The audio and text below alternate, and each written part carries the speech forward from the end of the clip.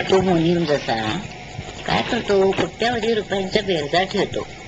पण ह्या घरी बेरजा ठेवल्या तरी प्रत्यक्षात घरी जाताना पूर्ण झटकूनच जातो, म्हणजे आपल्या बरोबर काही नेत नाही. त्याप्रमाणे हे भगवंताचं म्हणून विश्वस्त म्हणून आपण सर्व कर्म करावं.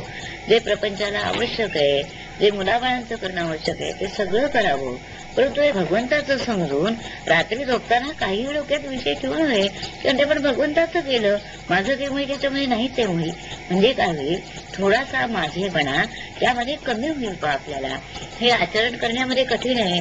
सुरुवातीला हे जमायचं नाही, सगळं कठीण जातं जमणं. हा आपला प्रपंच हा पण इतका सारखा संस्कार केलेला असतो आपल्यावर, की ही एक मी आणि ही माझा प्रपंच, हे सगळं माझं, इतकं त्याच्यावरती करून ठेवलेलं असते आपण संस्कार जबरदस्त. कसे माहितीयेत का, ते कोकणामध्ये त्या चुलीवरती तांब्याचं तपेलं ठेवलेलं असायचं पहा. कशाकरता, पाणी तापवण्याकरता. ते खरोखर इतकं काळं काळं काळं काळं झालेलं असायचं. ते काळं झाल्यानंतर हे आता तांब्याचं आहे की लोखंडाचं आहे हे कळत नसे. पण काय होतं, ते जर रोज रोज रोज घासलं तर मग कळून येईल आपल्याला की हे तांब्याचं आहे, हे काही लोखंडाचं भांडं नाहीये. मग हे करायला घासायला पाहिजे.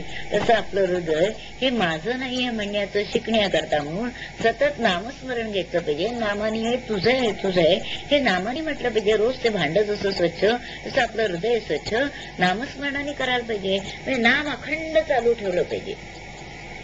तर एखाद वेळ तरी हे स्मरेल की हे माझं नाही. मला माहिती जरा मागून लक्षात आलं तरी सुद्धा चालेल.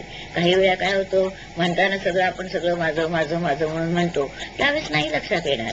नाही आलं तरी हरकत नाहीये. ते उशिरा लक्षात आलं तर ते मोठं बिघडलं नाही हो. पण पुढे जेव्हा लक्षात येईल तेव्हा म्हणावं, देवा मी म्हटलं खरं माझं माझं म्हणून त्यावेळेला, पण चुकलं माझं, खरं माझं नाही हे तुझं आहे. पण त्याला कसं रे बोलावं ना देवाची, त्याला सांगावं माझं चुकलं, विसरलं, चूक सगळी कबूल करावी त्याच्याजवळ. हे हळूहळू हळूहळू अभ्यासाला, पण ह्याचा अभ्यासच व्हायला पाहिजे. म्हणून अर्जुनाला भगवंताने सांगितलंय ना, अभ्यासाची काही सर्वथा दुष्कर नाही, म्हणून पार्था माझे ठाई अभ्यासही मिळ. ह्या गोष्टीचा अभ्यासच करायला हवा. नुसतं मला तर नामाचा सुद्धा अभ्यासच पाहिजे बरं का. नामाचा अभ्यास नसला तरी माझ्या तोंडात मी म्हणे नाही, ते जबरदस्तीच आधी घ्यायला पाहिजे. नामाचा सतत सतत अभ्यासच वाढवला पाहिजे. तसा जाता आता ह्या गोष्टीचा अभ्यास करत गेलं म्हणजे काय होतं, नामामुळे भगवंताचं स्मरण राहतं. तसं ह्या सगळ्या विचार करण्यामुळे त्याचं स्मरण होतं. आपली गाठ काय त्याचं सारखं अनुसंधान राहिलं म्हणजे झालं, कशाका रूपाने राहीना नाही का. त्याचं अनुसंधान आपल्याला अखंड राहिलं पाहिजे. आणि हे राहण्याकरता मनात सारखं हे त्याचं आहे, हे माझं नाहीये, हे त्याचं आहे, हे माझं नाहीये, हे जे सगळं आहे ना, मला काय माझी सारखं सांगते तरी सांगू नये, पण गंमत म्हणून सांगते. अगदी काय झालं, अगदी लहानपणची गोष्ट, लहान म्हणजे लग्न जवळून थोड्या दिवसानंतरची गोष्ट, साधारण 25 वर्षाची असेल. आणखी आपली पुणेरी म्हणजे मग आळूची भाजी, बटाट्याची भाजी, तो सगळा मेनू ठरलेला. तर आमच्या मामी सासरची माणसं आमच्याकडे जेवायला सगळी असायची. मामी सासरे शिक्षक होते मुंबईमध्ये वगैरे. तो दोघं तिघं म्हणायचे की अगं तुझी आळूची भाजी अगदी तशीच कशी होते, अगदी काही कसा फरक होत नाही, अगदी जशी अगदी तशीच कशी होते, अगदी त्या लेले आचार्यांसारखे होते, असं ते नेहमी स्तुती करायचे. आता प्रेमापोटी स्तुती असेल, परंतु ते असं म्हणायचे. आणि मग काय व्हायचं माहितीये का, त्यांना जेवायला बोलवलं ना की माझ्या डोक्यामध्ये एक प्रकारचं ते प्रेशर यायचं की आता ही आळूची भाजी तशी होईल की नाही, म्हणजे नाही झालं तर काय करू, म्हणजे तसं जर ते नसतं तर स्तुती मला बरं झालं असतं. पण माझ्या मनाला असं वाटायचं की तसं आता होईल की नाही त्या तऱ्हेची भाजी, कारण ते म्हणतात अगदी तशीच कशी होते ना, अशी सुद्धा नाही झाली तर, असं माझ्या मनात यायचं. पण माझ्या लगेच तेव्हाही मनात काय यायचं, कारण तेव्हा पण महाराज असले पाहिजे. तो त्यांची माझी गाठ पडली नव्हती, पण जन्मांतरीचे जो महाराज आहेत माझे गुरु, तर तेव्हा तरी ते कसे मला सोडतील. तर तेव्हा मी काय म्हणायची की हे हात माझे नाहीये, हे रामाचे हात आहेत. मला तेव्हा महाराज म्हणजे गुरु अनुग्रह घेतलेला नव्हता, महाराज माहिती नव्हते. मी असं म्हणायची हे रामाचे हात आहेत, मग रामराय करेल तसं करेल, मी कुठे करते. ते अळू मागचं केलं ते सुद्धा रामरायांनीच केलं, आणि आता करणारे ते सुद्धा हे माझे हात नाही, रामा तुझे हात आहेत बरं का, बघ तुझं तुला नावं बिव कोड्या ठेवल्या तरी त्या तुझ्या सगळ्या, असं तेव्हा नकळत जे शिक्षण मिळालं ते किती फायद्याचं होतं पहा. प्रत्येक गोष्ट करताना आपण स्वतः करताना, हाताने करताना, पायाने चालताना, किंवा ते घडल्यानंतर तरी निदान आपण असं म्हणा हे मी नाही केलं, हे रामा तूच केलं, महाराज तुम्ही केलं, मी नाही. आतमध्ये जो तुम्ही बसला आहात, माझं शरीर जो तुम्ही चालवत आहात म्हणून चालतं, कारण शरीर जड आहे आपण अगदी पक्क समजलेलो आहे. नाही का? मग हे जर असलं तर चालवणारा भगवंता जो तू आहेस, तर जे माझ्या हातनं धर्म घडतं ते तूच नाही का करत आहेस, नाही का? हे सारखं मनामध्ये आलं की ह्यामुळे अनुसंधान एक टिकलं जातं. आणि हे स्व टिकण्याकरता प्रमुख जर काय नामाचा तर सतत चाळा कायम हे आपण घरामध्ये घेऊ शकतो. सद्ग्रंथ म्हणजे अध्यात्म ग्रंथ हे वाचू शकतो, श्रवण करू शकतो. थोडफार श्रवणातलं सगळंच आपल्या मनाला पटेल असं असतं असं नाही. भलत्या मार्गी लागू नये. नामाच्या भोवती जे जे फिरत असेल तेवढंच आपल्याला घेता येईल तेवढं घ्यावं, जे नको असेल ते सोडून जावं. एवढी मोठी नदी वाहत असते. आता नदी वाहताना सगळं सगळं पाणी पितो काय आपण?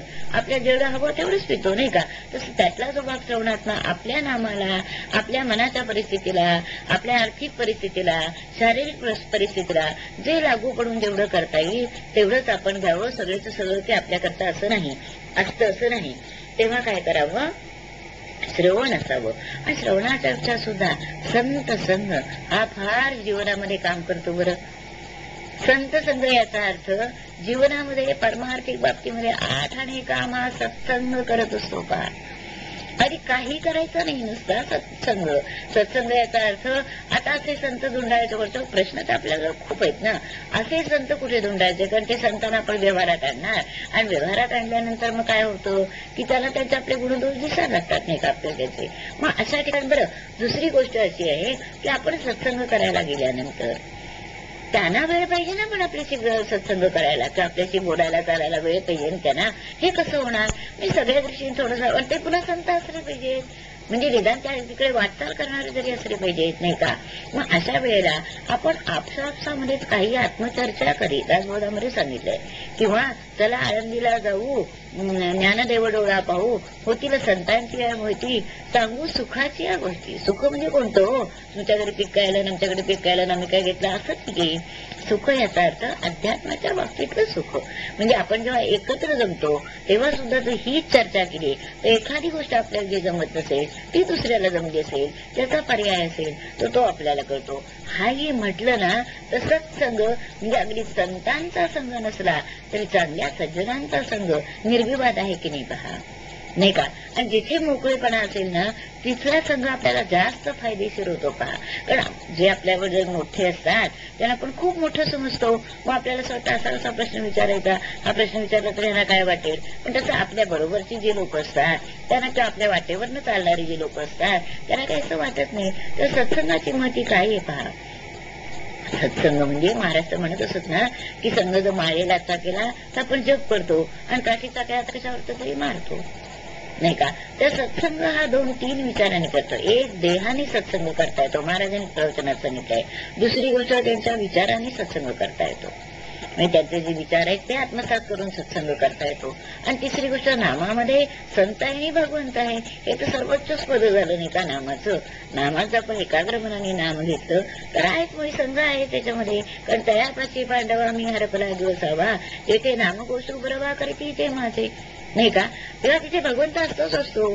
तो म्हणताना नाहम वसामी वैकुंठे योगी नाम हृदय रवो मत्भक्ता यत्र गायंती तत्प्रतिष्ठा मी नारद. तिथे मी राहतो. मला असं आहे, नामाचं व्यसन आहे आणि मोठ्या लोकांचं व्यसन आपल्याला माहितीच पाहिजे. ते जिथे नामघोष झालेला आहे तिथे मी नक्की सापडायचा. तुकला फकीर जसं मशिदीत सापडायचा तसं जिथे नाम आहे तिथे मी असतो. म्हणजे आपल्याला नामामध्ये याचा संघ घडतो. सत्संग काय करत असतो पहा. असं असतं, पाणी एकच असतं पहा, पण उसाळ्यामध्ये गेलं तर ते गोड होऊन बाहेर येतं पहा, गोड रस करतं. मिरचीमध्ये गेलं तर तिखट रस होऊन बाजूला येतो, नाही का? आणि कारल्याला गेलं तर कडू होतो पाहते. म्हणजे हा भेद कोणाचा पाण्याचा का नाही, संगतीवर अवलंबून आहे. हो, त्या पाण्याला जसा संघ घडला तसं त्याचे गुण बनत गेले. तसं स्वाती नक्षत्राचं पाणी शिंपल्यामध्ये पडलं त्याचं मोती होतं, आळवावर जर पडलं तर मोत्यासारखं दिसतं, टिकत नाही. आणखीन जर समजा तापलेल्या तव्यावर पडलं तर ते काय भस्मसात होऊन जातं पहा, स्वतःच नाश पावतं. म्हणजे हा एकाच स्वाती नक्षत्राच्या थेंबाचा संगतीमुळे वेगवेगळा परिणाम नाही का झाला. अहो, चंदनाच्या झाडाच्या शेजारी आणखी दुसरी खेरी बाबळी वगैरे असतात, परंतु त्या काय करतात, त्या चंदनामुळे त्याला वास यायला लागतो, सुगंध, आणि ते उगाळून खोटं चंदन विकलं, खरं चंदन म्हणून विकलं जातं आणि भगवंताच्या शिरावर जाऊन बसतं गंध लावण्याकरता. म्हणजे पहा संगतीचा केवढा परिणाम येतो. नकळत संत संघ काम करतो. तुकोबाराय म्हणते करू नका काही, संत संग धरा. कारण काय असतं, आपल्या मनात असो नसो, जिथेही सगळी आध्यात्मिक ठिकाणी आपण जर तिथे गेलो तर तिथे आपल्या तेच अध्यात्माचंच कानावर पडत असतं, नामच कानावर पडत असतं, आणखी काही त्यातल्याच गोष्टी कानावर पडत असतात. जरी आपल्याला करायचं नसलं तरी त्या आरत्या कराव्या लागतात, सगळं तेच करावं लागतं पहा. आणि करावं लागल्यामुळे नकळत आपल्या मनावर तो परिणाम होत असतो. त्या संत संगती ही फार मोठी मदत करते बरं का या गोष्टीला. सज्जन संगती, अखंड सज्जन संगती आपल्याला पाहिजे. आणि सज्जन काय करतात, आपल्याला त्या मार्गाकडे घेऊन जात असतात. आपल्याला त्याचं मनन चिंतन आपल्याला होत असतं पहा. म्हणून काय पाहिजे, अखंड आपल्याला संत संग घडला पाहिजे. संत संगती काय करतात, दुसरी गोष्ट एक सत्संग. दुसरी गोष्ट अशी की आपण काय करावं, भक्ती निर्माण होण्यासाठी प्रेमा निर्माण करायचंय आपल्याला. अहो प्रपंचातला प्रेमा मूळचाच आहे, अगदी तो जन्माला येतानाच घेऊन आलेलो आहे प्रपंचाबद्दलचा आपण प्रेमा. पण भगवंताच्या विषयीचा प्रेमा आपल्याला निर्माण करायचा आहे, तो जो वाढवायचा आहे आपल्याला. मग आपण काय करावं, निर्गुण आहे ते निर्गुणाचं सगुणामध्ये आणावं आपण त्याला. निर्गुण परब्रह्म जो आहे ना त्याला आपण काय करावं, सगुणामध्ये आणावं.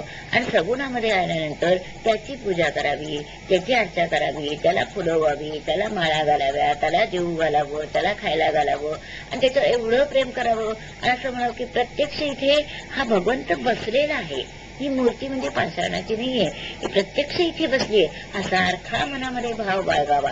म्हणून तर म्हटलंय ना, भावे विना भक्ती, भक्ती विना मुक्ती, बळे विना शक्ती बोलू नये. भावाशिवाय भक्ती ही वांझ आहे, योग्य नाहीये, ती आपल्याला भगवंताप्रमाणे नेणारी नाहीये. भावधारा रे आपण असा देव करा रे, भाव पक्का असला पाहिजे आपल्याला की या मूर्तीमध्ये ही मूर्ती आहे, ही सगळी अखंड जगतामध्ये भरलेली आहे आणि इथेच भगवंत आहे आणि भगवंतच आहे असं जेव्हा आपल्या मनाला वाटेल त्यावेळेलाच काय होईल सांगू का, की आपल्या मनाचा भाव जर पक्का झाला की इथेच भगवंत आहे, तर मग भक्ती करायला काय वेळ. भाव भक्तीला म्हणजे असं आहे, वरून सगळी पूजा चांगली करत असतात आणि वरून पूजा करतो तर आपण भक्ती केलीच म्हणतो, पण ती खरी भक्ती नाही.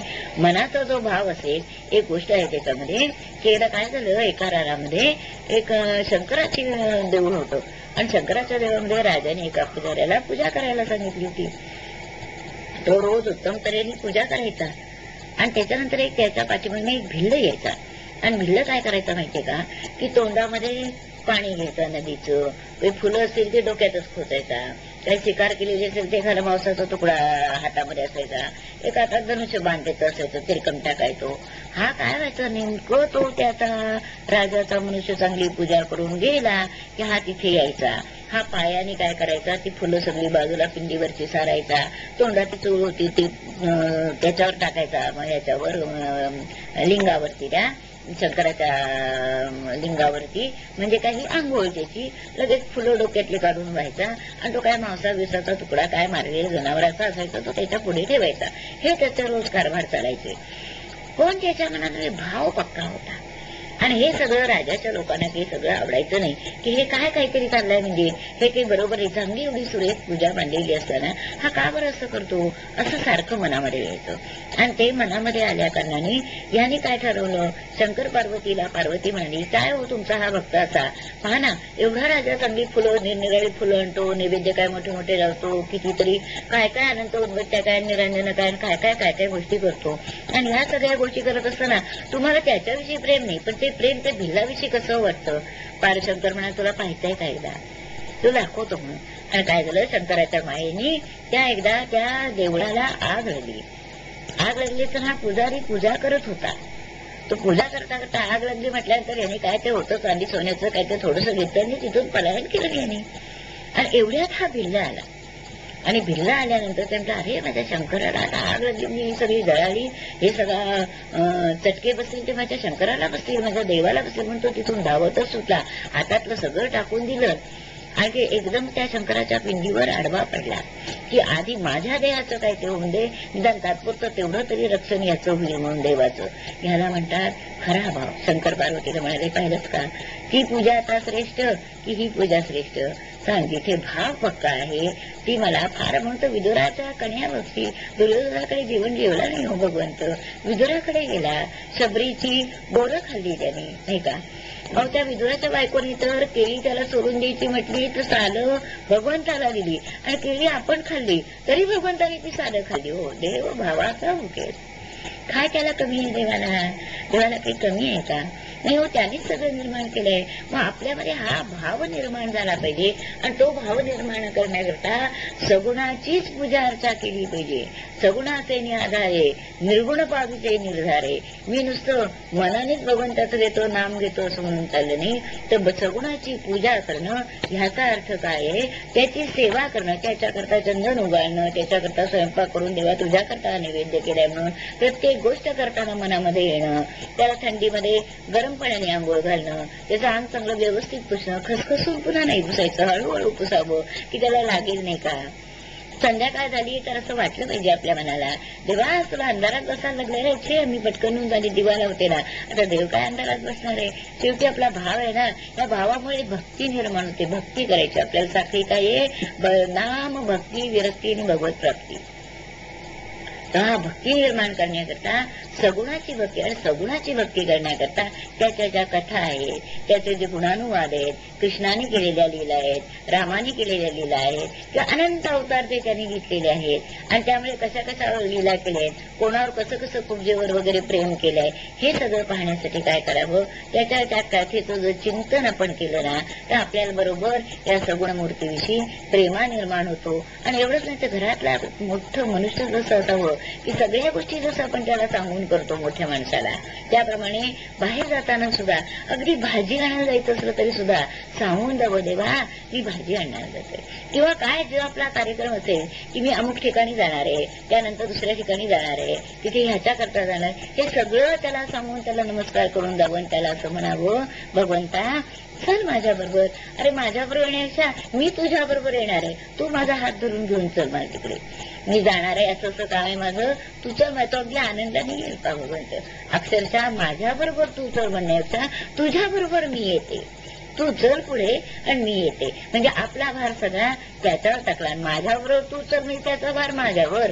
म्हणून महाराज म्हणत असत ना, राम माझा म्हणू नव्हे, रामाचं मी म्हणून म्हणावं, असं महाराज म्हणत असत. म्हणजे त्याचा अर्थ असा आहे की ही भक्ती आहे, हा जो प्रेम आहे, ही भक्ती दिवसेदिवस जर वाढीला लागत असेल तर ती एकाच याने वाढीला लागते. आणि ती म्हणजे काय माहितीये का? सगुणाचे आधारे निर्गुण पाविजे निर्धारे. म्हणून प्रत्येक संतांनी सगुणाची पूजा केली पा. नाथांच्याकडे सुद्धा तो हा होता ना, पांडुरंग होता की नाथांच्याकडे, आणि मला जीव घालला म्हणून हात पुढे करतोय लोणी घेण्याकरता पांडुरंग. महाराजांच्याकडे रामाची उपासना आहे पहा. रामदास स्वामी रामाची करत असत उपासना, नाही का? प्रत्येक संतांनी उपासना केलेलीच आहे, कारण हे जगाला दाखवण्याकरता सगुणावर आपल्याला प्रेम करता येतं. निर्गुणावर काय तुम्ही प्रेम करणार? आता लोणी काढलं आणि कृष्णाची मूर्ती असली तर आपल्याला असं वाटेल की नाही, कृष्णा अरे तुला लोणी फार आवडतं रे, नाही का? आता लोणी काढलं की पहिल्यांदा मी तुलाच देते बरं का. आणि मग त्याच्यावरून तू कसा गोपींच्याकडे जात होतास, कसा लोणी चोळत होतास, कसं काय करत होता, त्याच्यावरून म्हटलं की कुठून तरी स्मरण घडलं, अनुसंधान आलं आणि प्रेमा वाढला, म्हणजेच भक्ती वाढली, नाही का? त्याच्याकरता जर आपण समजा देवाकरता काही ड्रेस शिवले, काही त्याला कपडे शिवले, लगेच असं काय छान दिसतंय, पूजा करून पाहावा, देव पुजूनी पाहावा, शेत पेरूनी पाहावं असं म्हणतात, आणि अतिथी संतोष होऊन पाहावा. तेव्हा त्याकरता म्हणजे काय करावं? एवढ्या करता त्याच्यावर तो एक मनुष्यच आहे, आपल्यासारखाच एक आहे. देव म्हणजे कोणतरी त्याला सगळं आपल्यासारखंच केलं पाहिजे, किंबहुना आपल्यासारखा तो जरी एका जागी बसला असला तरी सगळं पाहतोय, हा सगळीकडे फिरणार आहे. पण माझ्यासाठी एका जागेवर मी त्याला बस म्हणून म्हटलं म्हणून बसलाय. पुंडलिकासाठी जसं आलं ना परब्रह्म आले आहे ना, तसं माझ्यासाठी या जागेवर बसलाय बरं का, असं निश्चित तऱ्हेने समजून आपण असावं. आणि हे समजून असलं ना म्हणजे देवाची काय होते, आपोआप आपोआप आपोआप एक एक भक्ती देवाविषयीचा प्रेमा निर्माण होतो. तिला काय झालं, गोंदवल्याला मी गेले होते, आणखी गोंदवल्या समाधीच्या तिथे होते. आता समाधीच्या तिथे असल्यानंतर गुरुजींनी पूजा वगैरे केली, आणखी मी तिथे उभी होते, एक जोडपं पण दुसरं आलं होतं, तेव्हा पूजेला आतमध्ये पाठवत असत. तर ते जोडप्याला ते काय सांगून गेले की आता सगळं समाधीवरती सगळं धुवून घेऊन पुसून सगळं झालंय व्यवस्थित, तर आता आल्यानंतर मी फुलं पूजा वगैरे हे करतो, पण तुम्ही हळदी कुंकू वाहिलत ना तर असं पुष्कळ वाहू नका, थोडं थोडं वाहा, कारण काय मग ते तीर्थातनं वगैरे जातं ना. तर ह्या दोघांनी काय केलं, त्या वाट्याच्या मोठ्या मोठ्या गोंदवलेल्या हळदी कुंकू वाहण्याच्या, ते आणि काय केलं, भराभरा पाठी बोटाने त्याने वाहिलं. खरं म्हटलं तर मला ते कळत होतं, दिसत जाई आणि वाहू नका म्हणून यांना सांगितलं होतं. पण अगदीच ते परक्यासपणे असं वाटलं की आपण कशाला बोलावं म्हणजे, म्हणून मी काही त्यावेळेस बोलले नाही. आणि मग गुरुजी आले. मला म्हणायचंय काय की तिथे ते आहे ती भावना असण्याची क्रिया, भक्ती कशी निर्माण होते हे मला म्हणायचंय. तर तिथे आल्यानंतर गुरुजी असं म्हणाले की अहो तुम्हाला सांगितलं होतं ना वाहू नका म्हणून. तर आमच्या तिघांशिवाय कोणीच नव्हतं, मला तर माहितीच होतं अडुंक जास्त व्हायचं नाही म्हणून, आणि त्यांना तुम्हाला वाहू नका म्हणून सांगितलं होतं ना. तर ते चक्क त्यावेळेस काय म्हणाले की आम्ही नाही वाहिलं म्हणून. आणि माझ्या मनात तेव्हा असा विचार आला, तेव्हाही मी काही बोलले नाही गुरुजींना की अहो यांनीच व्हायलाय म्हणून. पण माझ्या मनात विचार आला, काय एवढं अज्ञान आहे पायाना, तुम्ही वाहिलायत की नाही हे पाहणारे महाराज नाहीत का तिथे? अहो महाराजांना तुम्ही वाहिलायत ना, मग महाराज तिथे आहेत, महाराज जाणत नाहीत का हे की कोणी वाहिलाय? मग त्यापेक्षा सांगा ना की चुकून माझ्या हातनं झालं, मी जरा बाजूला करतो, धुतो, पुसतो, असं सांगा ना. पण नाही, मनुष्य अहंकाराच्या आहारी जाऊन फटकन कसा बोलून जातो पहा. म्हणजे हे खरं आता त्या माणसाचा भाव झाला का की इथेच महाराज आहेत म्हणून सांगा मला तुम्ही? नाही, ही गोष्ट त्यांच्या मनामध्येच आली नाही मुळी. म्हणजे मग त्याची पूजा करणं ही खरी भक्ती होईल का? भक्ती विरक्ती आणि भगवत प्राप्ती ही खरी भक्ती होईल का? म्हणून भावाशिवाय भक्ती हे योग्य नाही. भावे विण भक्ती, भक्ती विण मुक्ती. म्हणून त्या ह्याच्यामध्ये एखादं तुमचं पूजेतलं काही सामान कमी पडलं तरी सहज चालेल, पण भाव पक्का पाहिजे. देव सगळ्यामध्ये देणारा अगदी उदार आहे बरं का, सगळं काही देतो, पण एका बाबतीमध्ये फार कृपण आहे. कोणत्या बाबतीमध्ये कृपण आहे? तो प्रेम देत नाही बा. आपलं प्रेम देव भक्ताला म्हणतो, तुझं तू घे प्रेम तू म्हणून माझ्याकडून, मी द्यायला तयार आहे पण तू कमवून घे स्वतः. बाकी काही म्हणाला तुम्ही द्यायला तयार तुझ्या नशिबात असेल तर. प्रेम द्यायला तो कृपण आहे, चटकन प्रेम येत नाही. म्हणून भगवंताला आपलं प्रेम येत नाही पा चटकन. भगवंता जवळ रडणारी पुष्कळ असतात, पण भगवंता करता रडणारी फार थोडी असतात. आणि भगवंता करता असं देते, भगवंता करता रडू आलं पाहिजे, भगवंता हवा असं वाटलं पाहिजे, हवाचं असं वाटलं पाहिजे. इतका त्याच्यावर प्रेमा करण्याकरता देणे देणे देणे करून म्हणून प्रेमा निर्माण होईल. त्या तऱ्हेचा आपण प्रेम कसं निर्माण होईल, म्हणजेच भक्ती कशी निर्माण होईल, इकडे पाहिलं पाहिजे. आता हे सगळं सांगणं झालं म्हणजे सकाळी उठल्यापासून काय करावं? आता पुन्हा प्रश्न व्यवहाराचा येतो ना की आपण काय करावं त्याच्यात. आपण सकाळी उठल्यापासून प्रत्येक जी क्रिया करतो ती मी भगवंतासाठी करते. भाजी चिरायला घेतली तरी ही भाजीला भगवंतासाठी बरं का, नैवेद्याच्यासाठी करायची भाजी. तर त्याच्यानंतर दुसरं आणखी काही करायचं काय, जे जे काही आपण करतो ते, किंवा घरचं पाणी, आज भगवंताच्या घरातलं हे पाणी भरायचं बरं का, पाणी द्यायचं म्हणून भगवंता भरून ठेवतो रे तुझ्या घरामध्ये. तर कोणी आलं तर तुला एखादा कोणी मनुष्य आला तर त्याला पाणी पण मिळायचं नाही, असं मिळावं. मोठ्या प्रेमाने त्याच्याशी बोलावं बरं का. भगवंताशी बोलताना खूप खूप मजा येते. आणि त्याचं समजून केल्यानंतर मी जोरातच असते ना, एखादी गोष्ट हे भगवंता तुझ्या घरात हे नाही रे बाबा, हे हवंय मला, असं आपण प्रेमाने भांडून सांगू शकतो.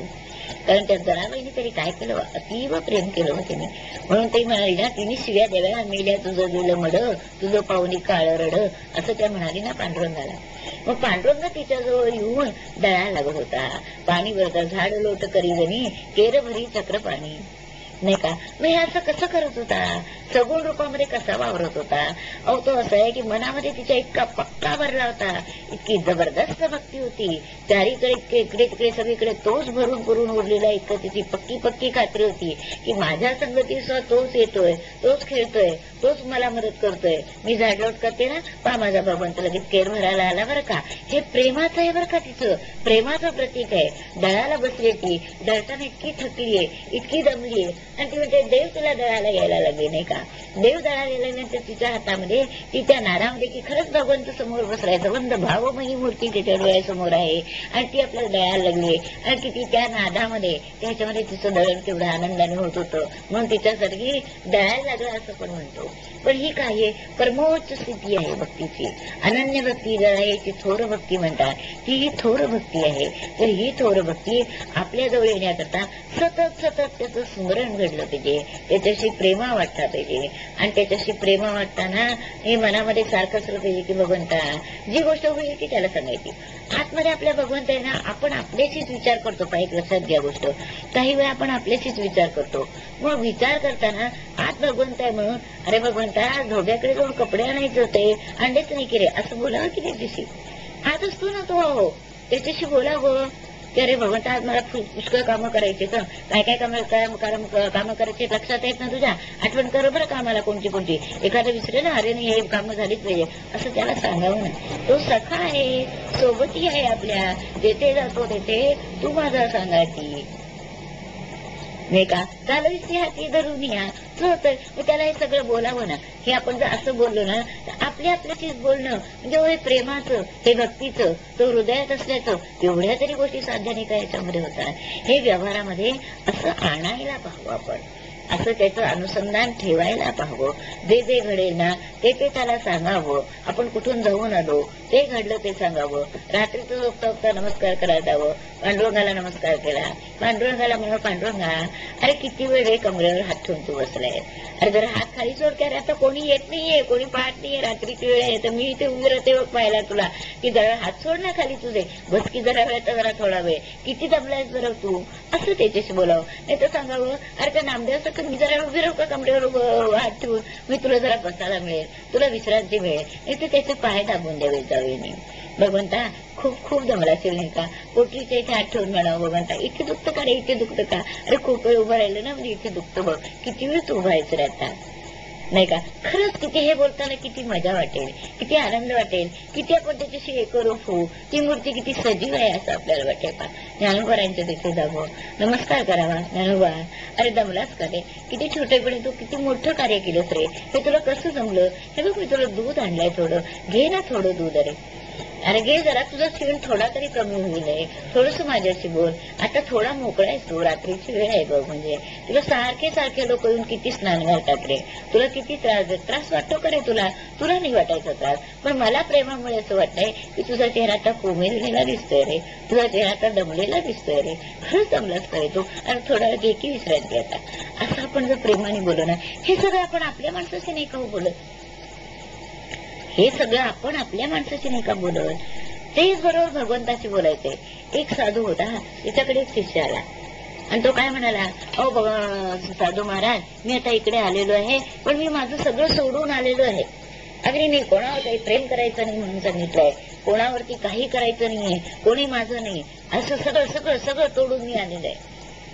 तर तो साधू होता, तो काय म्हणाला, अरे बाबा तू आधी घरी जा आणि सगळ्यांवर प्रेम करायचं शिक एकदा जरा, आणि मग माझ्याकडे ये. ज्याचे ऐक धड नाही त्याचे परत गुससे काही ज्ञानोबा म्हणतात. अरे जरा प्रपंचामध्ये प्रेम करता आलं नाही माणसावर, तू काय भगवंतावरती प्रेम करणार, म्हणून पहिल्यांदा माणसावर प्रेम करायचं शिकावं. माणसावर आपण जसं प्रेम करतो तेच प्रेम फक्त वळवायचंय मग भगवंताकडे.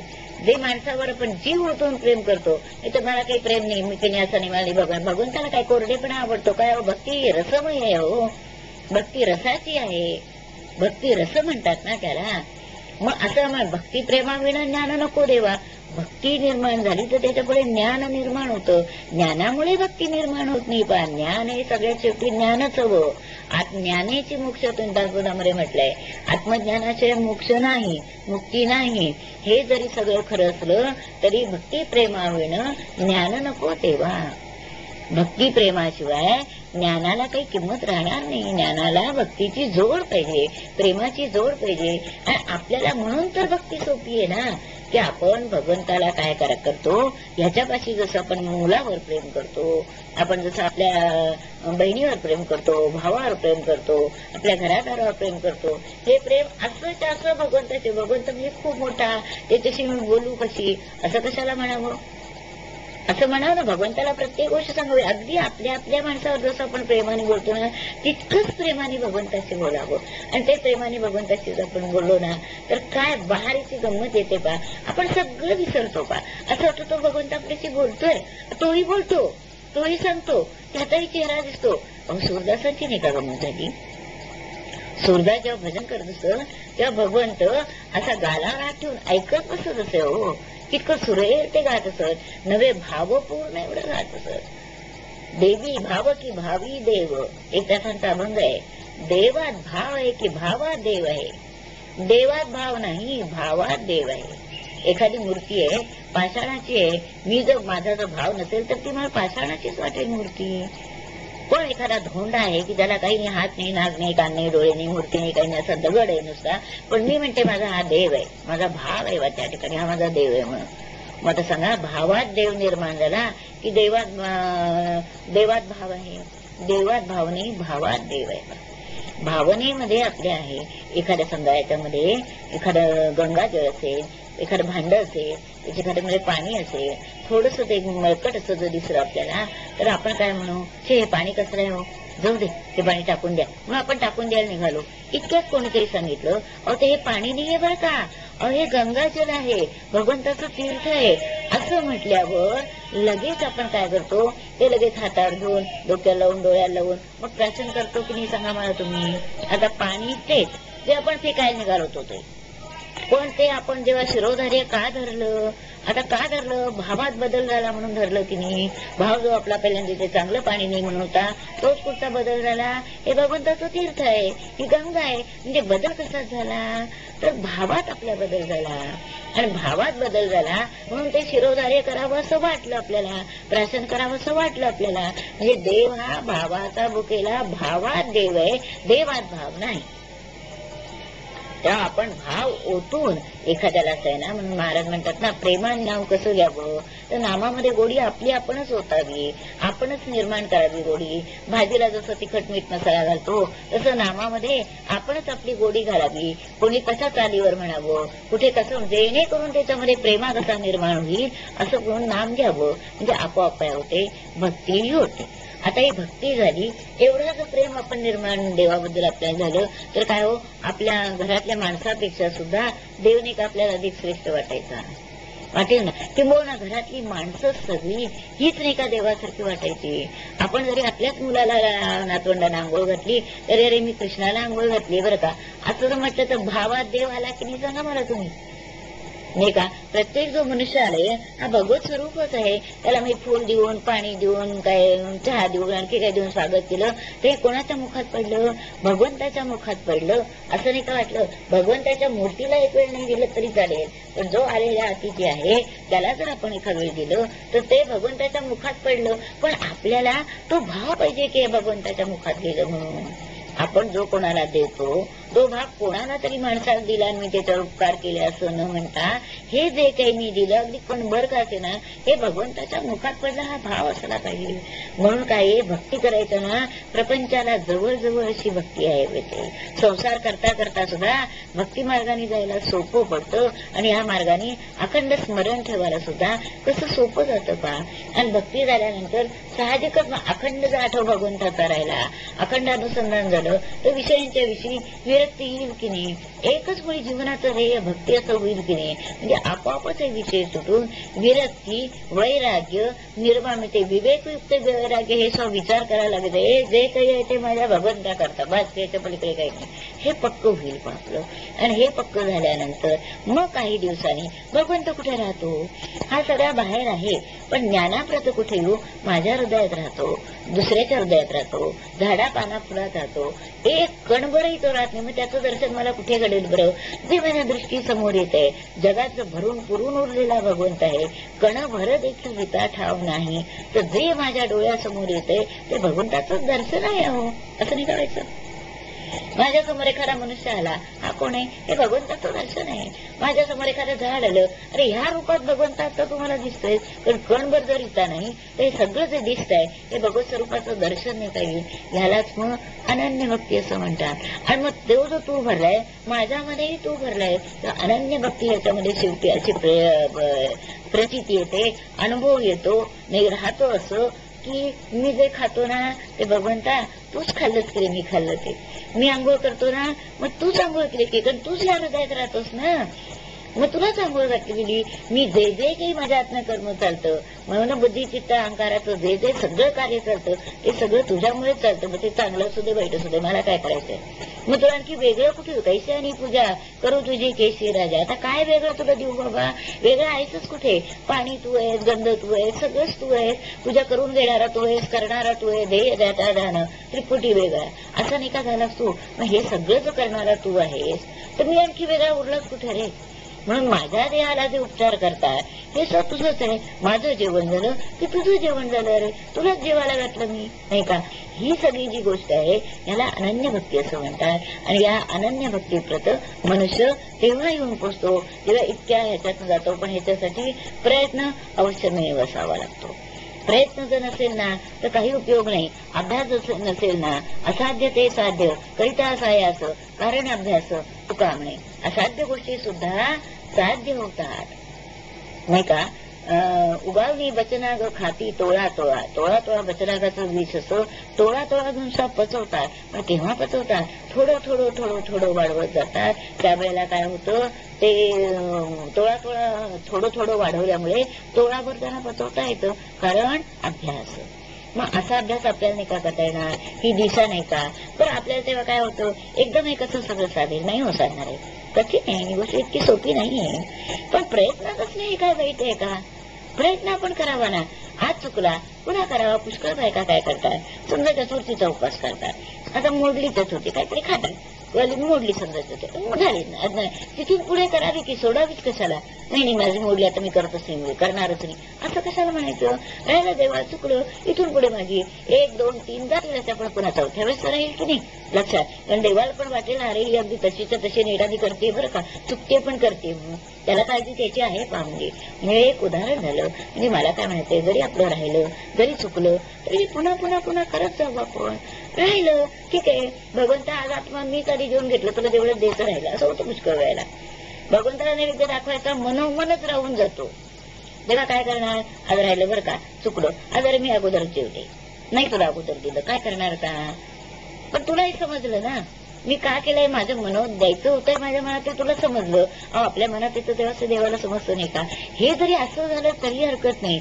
असं होता होता पुढे मग त्याला दिल्याशिवाय खायचं नाही असं आपल्याला वळण पडेल. पडलेले वळण इंद्रिया सगळा असं अवश्य मिळव पडत ते वळण. पण त्याच्याकरता प्रयत्न आपणच करायला पाहिजे. या प्रयत्नाशिवाय कोणत्या अभ्यासाशिवाय कोणतीही गोष्ट कधी काही होणार नाही. पण आपला आपल्याशी अभ्यास आहे, स्वतःचा स्वतःची खेळ आहे वा. आणि त्याच्यामध्ये मोठं वाईट वाटण्याचं कारण नाही. लगेच जाऊन शरण भगवंताला, भगवंता चुकलं माझं, नाही बाबा तुझी आठवण झाली, काय करणार असं करत जा. भगवंताला म्हणा तुझी तूच करून देत जाणार आहे आठवण, असं पण भगवंताला म्हणावं. म्हणजे काय होतं सांगू का, शरण जाणं.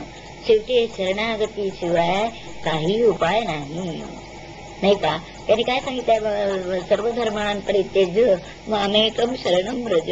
फक्त शरण येत्याचं ठिकाण कोणतं, ते माझं ठिकाण, मला शरण आहे. आणि शरण म्हणजे संपूर्ण शरणागती, शिवाय उपाय नाही.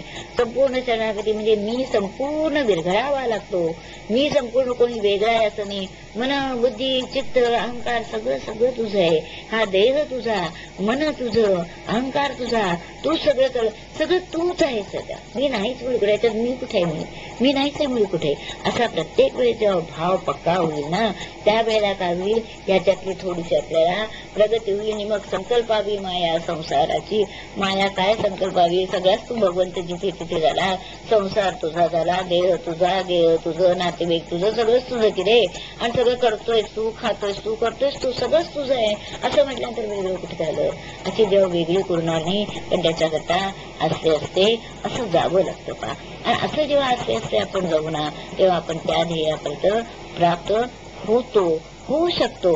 आता नाही जमणार, जमेल पुढे, ह्या जन्मात नाही जमणार, पुढच्या जन्मी काय हरकत आहे आता सुरुवात करायला. नरजन्म एकदाच मिळतो ना, या नरजन्माचं धरल्या देहाचे सार्थक करीनं आनंद भरीनं तुम्ही लोक. मग हे सार्थक जे करायचंय, त्या सगळा पैसा मिळवला, घरदार केलं, आणि ती पोरं बाळ झाली, त्याला तोंड पंतवंड झाली, ह्याला काय म्हणावं, काय भाग्य, हे कसलं भाग्य आलंय हो. हे ओळखाच्या ह्याच्यामध्ये पडला नाही म्हणजे जायचंच पुढे पुढे पुढे. तो पहिला लग्न केलं म्हणजे पोरबळ व्हायची, पोरबळ म्हणजे मुलं व्हायची, ते नातवंड व्हायची, लग्न व्हायचे, हे सगळे प्रकार चालायचं. तो यात काय मोठं घर होईल, दार होईल, यात काही मोठं नाविन्य नाही. पण प्रपंच जे भाग्य असतं ना, हे भाग्यवान म्हणू नव्हे, तर केव्हा एकदा काळाचा घाला पडेल त्याच्यावरती सगळं नेस्तनाभूत होईल, सांगता येत नाही. मग खरा भाग्याचा कोण, तो हरिनामाला लागला, जो भक्तीला लागला, भगवंताच्या सगुण प्रेमामध्ये जो अडकला, काय होतं तोच खरा भाग्यवान असं म्हणावं. भगवंताला व्यसन कसं पहा, प्रेमात किती अडकतो पहा. तो भुंग्याचं उदाहरण दिलंय नाही का. भुंगा प्रेमामुळे जो कोरडे कास्ट कोरी म्हणजे जो बांबूमध्ये भोग पडून किंवा लाकडामध्ये भोग पडून जातो एवढी ज्याची ताकद आहे, तो त्या कमळाच्या ह्याच्यामध्ये तर समजा कमळ मिटलं गेलं रात्रीचं तर रात्रभर अडकून राहतो आणि सकाळची वाट पाहत राहतो. का? त्याचं प्रेम असतं म्हणून आतमध्ये अडकला राहतो. तसं भगवंताच्या बद्दल आपण जर आपण भगवंतावर अतिव प्रेम केलं तर काय दिवसात आपलं त्याच्यावर प्रेम त्याचं आपल्यावर नाही, मग तो आत हृदयात राहील ना जागृतपणे. तो काय सांगू का, म्हणजे आहेच तो प्रत्येकाच्या हृदयात, पण आपल्याला त्याची जाणीव नाहीये. तो जो राहील ना तो बाहेर जायला मागायचंच नाही म्हणतो. हे हृदयच छान आहे म्हणतो. मन करणारे निर्मळ एवढी गोपाळ राहील त्याचे. तो राहावासा वाट असेल दरवेळेस तपासून गो माझं मन स्वच्छ आहे ना, माझ्या मनामध्ये कोणाचा द्वेष नाहीये ना, कोणाचा मत्सर नाही ना, कसला लोभ नाहीये ना, असं तपासून जाऊन आत्मपरीक्षण जबरदस्त करावं. त्याशिवाय काही होणार नाही. म्हणून आत्मपरीक्षण करणं अतिशय आवश्यक आहे. श्रीराम समर्थ. हे आत्मपरीक्षण करता करता आपल्यातले आपले जे काही अवगुण आहेत ते आपल्याला कळायला लागतात. म्हणून आत्मपरीक्षण करणं हे अवश्य आहे. आता ह्याच्यातलं काय होतं, काही वेळेला आपल्याला काही गोष्टीचं ज्ञान नसतं. महाराजांची एक मी गोष्ट सांगते की महाराजांच्या जवळ काय होतं, परभणीचा एक शेतकरी होता आणि तो शेतकरी भडगावकर त्याला महाराजांच्याकडे घेऊन आले होते आणि महाराजांच्या वेळेचा अनुभवही त्यांनी घेतलेला होता. पण काय झालं, त्याला एक मुलगा होता, आई होती, लहानपणीच बायको वारली होती. त्यामुळे त्याला सारखं असं वाटत असे की आपण सर्वसंग परित्याग करावा, भगवी वस्त्र परिधान करावी, रामदासी व्हावं आणि उपासनेला लागावं, असं त्याच्या की सारखं मनामध्ये यायचं. म्हणून तो महाराजांच्या जवळ सारखं असं म्हणायचा, महाराज मला असं करावं असं वाटतं, मला सर्वसंग परित्याग करावा असा वाटतो, मग काय करू मी?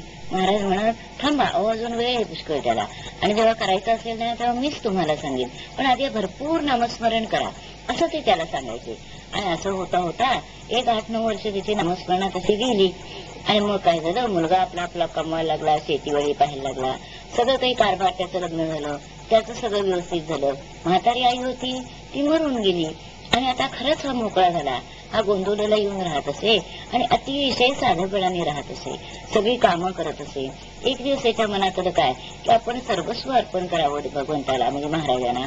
म्हणून त्याने काय केलं, जमीन जुमला, भांडी कुंडी, शेतीवाडी, गुरढोर, पैसा अडका याची एक यादी केली आणि त्या यादीवरती त्यांनी आपल्या मुलाची सही घेतली आणि महाराजांचे सगळं अर्पण म्हणून आपली पण सही केली आणि तो कागद दिला महाराजांच्या जवळ. महाराजांनी तो कागद पाहिला, मुलगा त्याच्या शेजारी बसलेलाच होता. तेव्हा महाराज त्याला असं म्हणाले, मुलाला म्हणाले, बाळ हे सगळं आता तू दिलंयस ना, म्हणजे हे रामाला मिळाल्यासारखंच आहे, पण हे तुझ्या जवळ ठेव. पण मात्र एक लक्षात असं ठेव की हे व्यवहार करताना हे रामाचं आहे हे विसरू नको बरं का, असं त्याला सांगितलं. आणि मग काय झालं, काही दिवस असेच गेले. गेल्यानंतर काय झालं, हा जो शेतकरी होता हा खूप आजारी पडला. अगदी त्याला म्हणजे वैद्याने वगैरे सांगितलं की फार दिवसाचं दिसत नाही तुमचं म्हणून. तेव्हा त्यांनी महाराजांना बोलवून घेतलं. महाराज आले आणि महाराज म्हणाले, काय नामात आहात ना, ठीक आहे ना, समाधान आहे ना? तेव्हा तो काय म्हणाला, मोठ्याने रडायला लागला, महाराज मला क्षमा करा, पण माझी मन काही शांत नाही अजून. असं तुम्ही म्हणाला होता की सर्वस्व दिलं म्हणजे मग मन शांत होतं, समाधानी मनुष्य होतं, पण माझ्याच अनुभवाला की असं येत नाहीये, याला काय करणार? महाराजांनी तात्काळ उत्तर दिलं, हे पहा, माझा पण तुम्ही राग मानू नका, मी तुम्हाला असं सांगतोय, तुम्ही सर्व दिलं पण स्व दिला नाही. स्व दिला म्हणजे त्याच्याबरोबर सगळं येतं, परंतु सर्व दिल्यानंतर स्व जर शिल्लक राहिला तर काही उपयोग नाही. कारण स्व देणं ह्याचा अर्थच असा आहे की प्रत्येक वेळा हे त्याचं आहे, हे भगवंताचं आहे, माझ्या सुद्धा सगळं त्याचं आहे याची जाणीव असणं म्हणजे त्याला स्व दिला असं म्हणतात. म्हणजेच त्या दृष्टीने पाहायला गेलं तर आपण सर्वस्व त्याचं मानणं म्हणजे त्याच्याशी अनन्य भक्ती करणं नाही का, त्याच्याशी एकरूप होणं नाही का, हे असं करायला पाहिजे. तर तुम्ही स्व दिला नाही, स्व तेवढा द्यावा आणि नामस्मरणात रंगवून जावं. पुढे काही दिवसांनी त्याला बरं वाटलं आणि 1-1.5 वर्षांनी पुन्हा त्याचा अंतकाळ जवळ आल्यानंतर महाराजांची जेव्हा भेट झाली तेव्हा महाराजांना तो म्हणाला, महाराज आता